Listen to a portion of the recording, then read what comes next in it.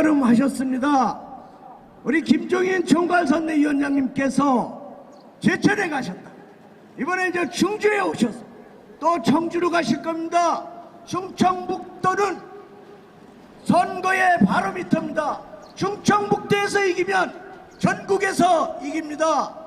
마지막에 아주 귀한 시간, 우리 충청북도의 승리를 위해서 이 자리에 함께해 주신 김종인 총괄선대위원장님을 다시 한번 뜨겁게 환영해 주시기 바랍니다. 여러분,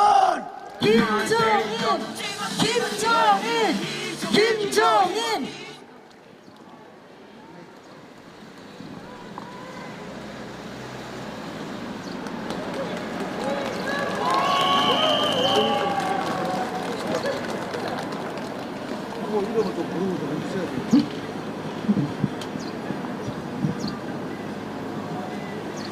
충주 시민 여러분, 저는 오늘 여기 이종배 후보를 지원하기 위해서 여기에 왔습니다. 여러분들 이 4월 15일 총선에서 이곳에서 출마하신 이종배 의원을 다시 국회로 보내시겠죠? 저는 이번 이 4월 15일 총선이 우리나라의 미래를 위해서 매우 중요한 선거라고 생각해요. 왜 이런 말씀을 드리냐면, 여러분들이 지난 3년 동안 문재인 정부가 나라를 이끌어왔는지를 잘 아실 겁니다. 문재인 대통령 말대로 한 번도 경험해보지 못한 나라를 만들어버렸어요. 우리가 과거에 지금처럼 이렇게 불안하게 살아본 적이 없습니다. 그래서 제가 한 번도 겪어보지 못한 나라라고 얘기를 하는 겁니다. 저 안보도 불안하고 경제도 불안하고, 그러니까 미래로 또 불안합니다. 여러분들이 이번 4월 15일 날 총선에서 여러분들의 한 표 한 표가 이 불안으로부터 벗어나느냐, 그렇지 않으면 계속해서 이 불안 속에서 살아나야 하느냐를 결정지는 날입니다.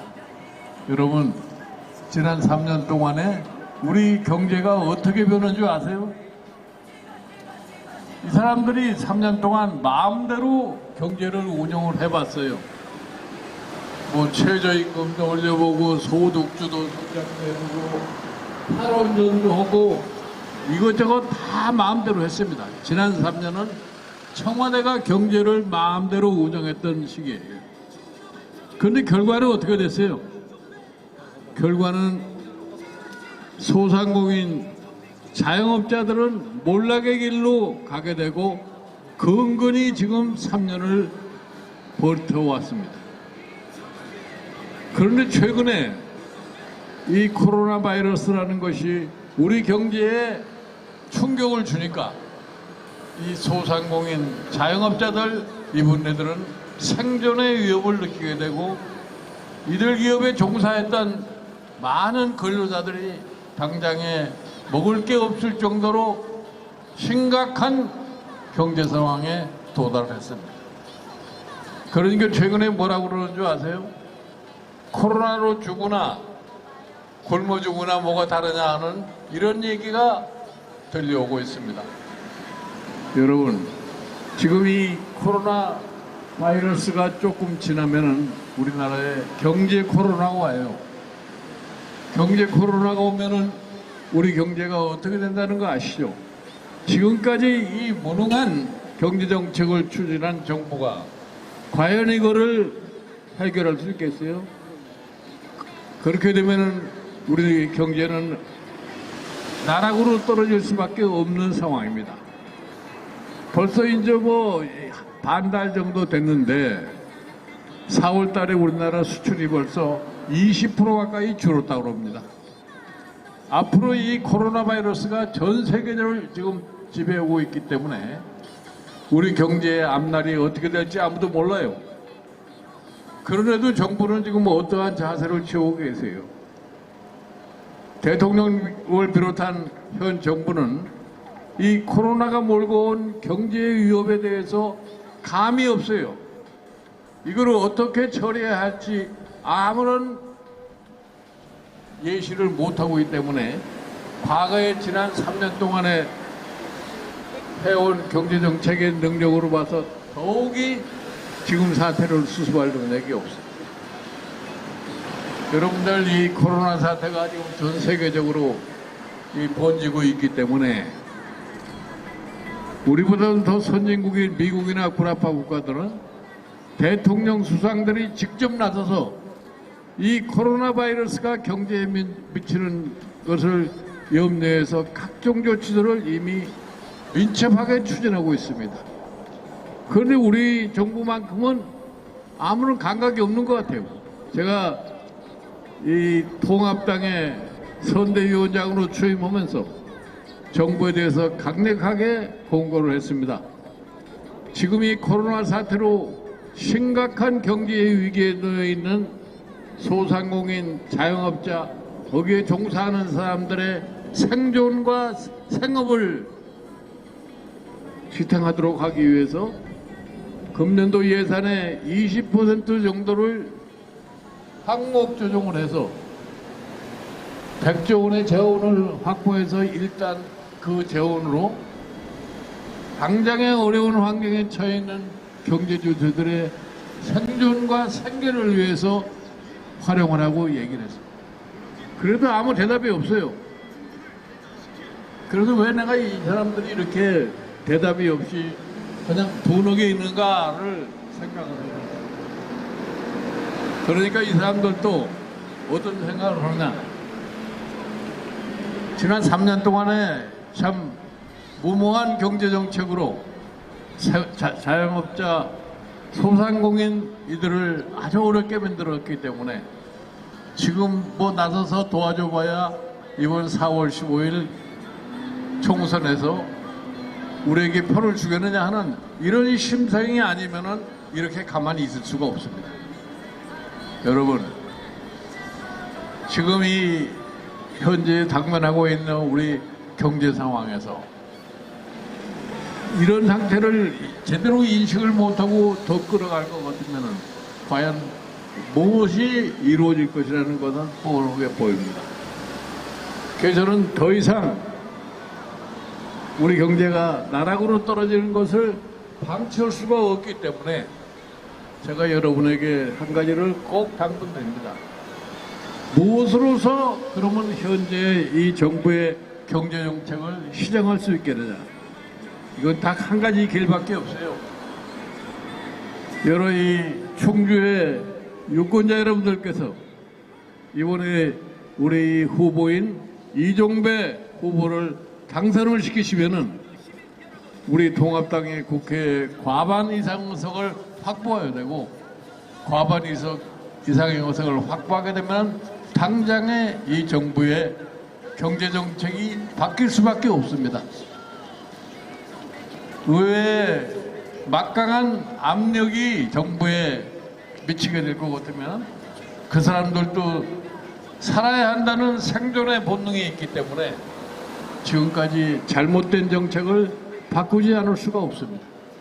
이것만이 유일한 길이라고 생각하시고 이번 4월 15일 총선에서 반드시 우리 이종배 후보를 당선되도록 여러분들이 노력해 주시기 바랍니다.